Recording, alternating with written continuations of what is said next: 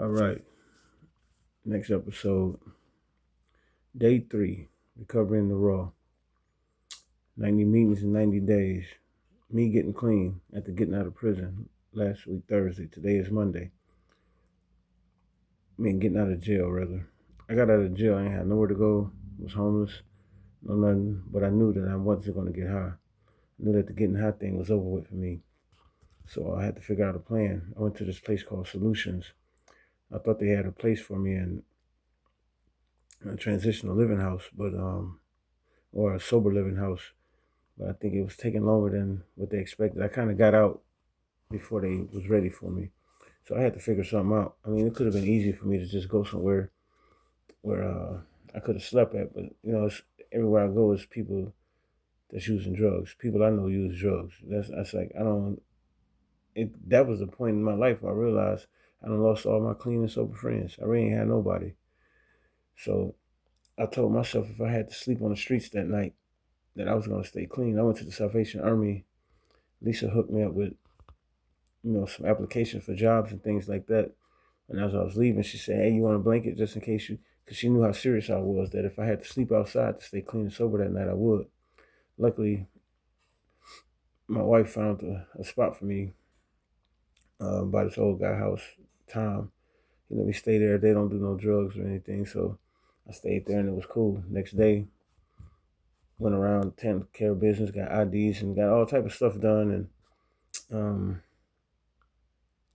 I stayed clean by the grace of God. I prayed to God to keep me clean. And really it was amazing because there was no urge. Usually when I'm in that situation, I get to this fucking mode, fuck everything. Ain't nothing going my way. I'm finna get high. Fuck this shit. Fuck it. If I'm gonna go to jail, I'm gonna go to jail. But at least I'm gonna get high before I go. I had that type of attitude. And now my attitude is totally the reverse. It's to the point where why why why make it worse than what it is? I'm in a bad situation. I'm homeless, nowhere to go. I put myself in a bad position. So I went to a meeting, seen a couple friends there. Some was there for the right reasons, some was there for the wrong reasons. I ain't saying no names. But, leaving that meeting, I was inspired. I was like, I know what I gotta do. This recovery and the raw thing I came up with while I was in the jail cell. I started writing material down. Later on, as this get bigger and bigger, you'll see what I mean. Like it's supposed to be like a comedy thing, comedy, art, and culture. For like people in recovery, and it's called The Insanity of It All. It's looking back and laughing at the things that we went through in addiction. But recovering the raw was written on paper, writing down goals, writing down material. I met with a recovery coach. He told me, he said, yeah, that's good for later on, But I listened to recovery coaches and all that, but at the same time, I was like, you know what? If I'm going to do this, I got to do this now. There's plenty of times in my life where I had great ideas or great inventions, and I never do it, and then, there's nothing but pieces of paper, and never do nothing with it. So this time with recovering the raw, I said, I'm going to do it. I'm gonna push myself forward. So today was a kind of a struggle. Today was my first day of work actually too. I went to work today, and my evening was kind of filled, so I was trying to figure out how I'm gonna do a meeting, how I'm gonna get this meeting in. 90 meetings in 90 days. So I'm stressing out over finding a meeting. I went to go donate plasma right after work. After donating plasma, I realized I was running out of time. Where am I gonna get this meeting? Where am I gonna get this meeting? I text somebody to find out if it was the meeting tonight. They got the message late. Then later on, I said, hell, let me look online and see if there's a virtual meeting. So I'm going in, I'm getting the meetings, and then we ended up having a prayer session and a prayer meeting with Elder Charles. And it's having that prayer meeting, you know, we was in Ecclesiastics, and there was a part that said, there was no more stirring. And to me that meant, the stirring up of those like cravings. I don't feel that right now. I don't feel that anymore. And that's by the grace of God. But after that prayer meeting, I said, I gotta do something. So I just got my phone and I went to YouTube and I searched um, recovery videos, addiction recovery videos. And the first video came up was Tony Hoffman. It was a TED Talks video with Tony Hoffman. And he was explaining his basically his story. and how he was he told everybody while he was in prison he was gonna be a BMX rider. He was gonna go to the Olympics for it, and nobody believed him. And the guards laughed at him. Everybody laughed at him. Told him he wasn't gonna do it. Probation officer told his mama that it was his fault. He was gonna go back to prison because she wanted to put him in a halfway house, but she was letting him stay with her. And but he didn't give up. He kept pushing forward. He knew what his dream was. He knew what he wanted, and that's where I'm at with this recovery in the wall. This is what I want, and like I get to share it with everybody, and everybody get to see that this is where it started. That it's being recorded. This live, you know, walking with me in my first 90 days, right here in these videos. Like this is the beginning of it, the building of it. I ain't stopping. I ain't letting nothing stop me from doing this. So I shared his video. The link to his video is in my description. So when you look at my description, you'll see the link to the Tony Hoffman video from TED Talks. I encourage everybody to watch it. But that's where I'm at in life right now. Like this is me. This recovery in the raw. Finally, I got something I grasped that I want out of life that I could chase down and grab and stick to it. Don't give up on it.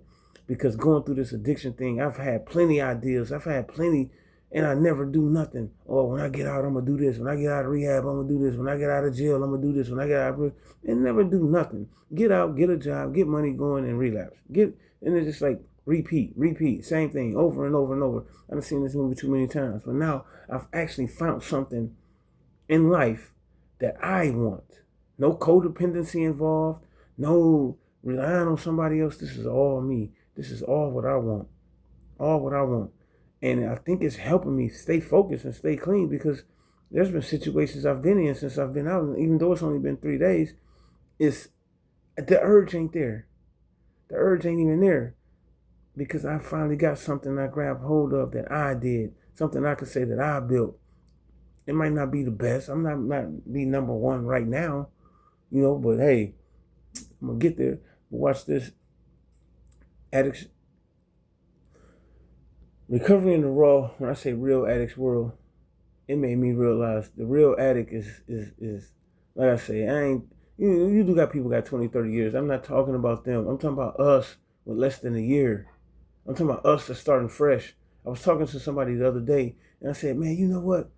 It's so hard to just get to the fucking point where a person just don't even want to get high no more.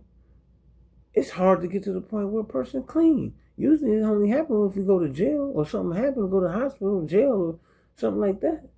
So just to get to the point where to get a day clean, to get that first day clean, and not because the dope man ain't in town or because you broke, but getting that first day clean when you told yourself you're going to get clean, you actually do it, doing it, to even get that first day, you know how much shit it takes and how much willpower it takes just to get to that point? Why lose that? So when you get there, why go through all that bullshit again just to get to day one again? You know what I mean? You might be only on day 20, day 30. So what? You did it. That shit builds the further you on. Now, this is when you start to build boundaries where you keep people out your brain. You keep people out like all these negative people, all these negative thoughts. You got your own negative thoughts. Why you need somebody else's negative thoughts and habits all in your life? For what? To take you back down? It's a lot of people talk so much about me, then backstab me, then did so much dirt to me that it's hilarious. It's ridiculous. It's ridiculous. And the people who do it, they ain't did half. I done did 11 years in prison. Half of them ain't did 11 months in the county. So why do I care about what they say? Why do I care about what they feel? I'm about to be 48 years old. 48 years old. I've been getting high for 30 years. 30 years. That's too long, man. And so now it's this time I got something to grab a hold on, something to stick to, man. But that I come to my addiction, man. When I say real addict, I ain't talking about people who got high and was around their friends, got turned on or something. No, I'm talking about me with my drug of choice, which was crack, man. I loved it.